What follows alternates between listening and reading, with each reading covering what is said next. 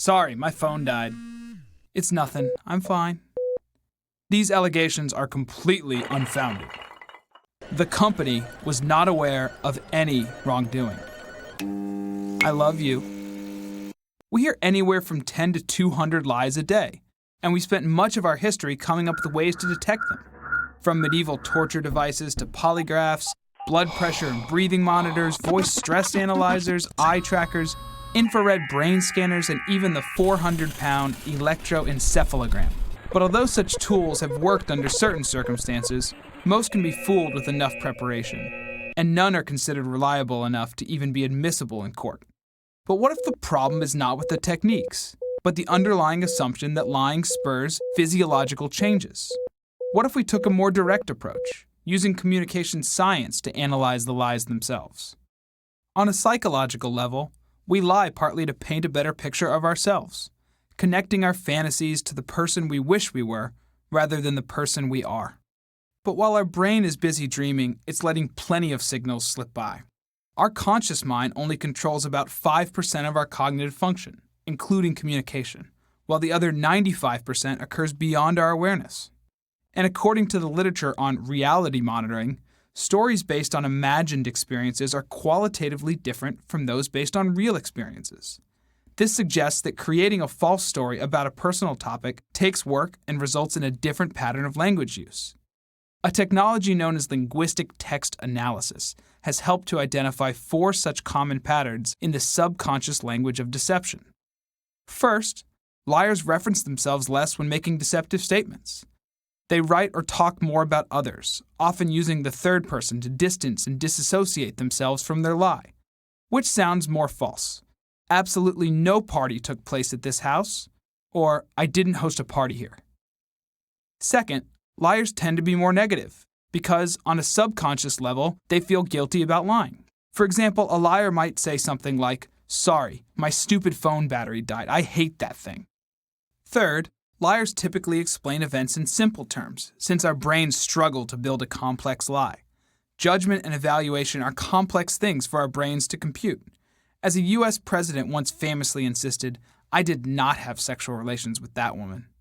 And finally, even though liars keep descriptions simple, they tend to use longer and more convoluted sentence structure, inserting unnecessary words and irrelevant but factual-sounding details in order to pad the lie. Another president confronted with a scandal proclaimed, "I can say categorically that this investigation indicates that no one on the White House staff, no one in this administration presently employed was involved in this very bizarre incident." Let's apply linguistic analysis to some famous examples. Take 7-time Tour de France winner Lance Armstrong. When comparing a 2005 interview in which he had denied taking performance-enhancing drugs to a 2013 interview in which he admitted it, his use of personal pronouns increased by nearly 3/4. Note the contrast between the following 2 quotes. First, "Okay, a guy in a Parisian laboratory opens up your sample, Jean-Francis so-and-so, and he tests it. And then you get a phone call from a newspaper that says, 'We found you to be positive 6 times for EPO.' Second, I lost myself in all of that. I'm sure there would be other people that couldn't handle it, but I certainly couldn't handle it, and I was used to controlling everything in my life. I controlled every outcome in my life." In his denial, Armstrong described a hypothetical situation focused on someone else, removing himself from the situation entirely. In his admission, he owns his statements, delving into his personal emotions and motivations. But the use of personal pronouns is just one indicator of deception. Let's look at another example from former Senator and U.S. presidential candidate John Edwards. "I only know that the apparent father has said publicly that he is the father of the baby. I also have not been engaged in any activity of any description that requested, agreed to, or supported payments of any kind to the woman or to the apparent father of the baby."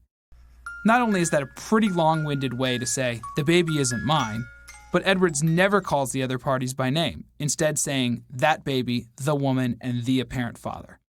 Now let's see what he had to say when later admitting paternity. "I am Quinn's father. I will do everything in my power to provide her with the love and support she deserves." The statement is short and direct, calling the child by name and addressing his role in her life. So how can you apply these lie-spotting techniques to your life? First, remember that many of the lies we encounter on a daily basis are far less serious than these examples, It may even be harmless. But it's still worthwhile to be aware of telltale clues like minimal self-references, negative language, simple explanations, and convoluted phrasing. It just might help you avoid an overvalued stock, an ineffective product, or even a terrible relationship.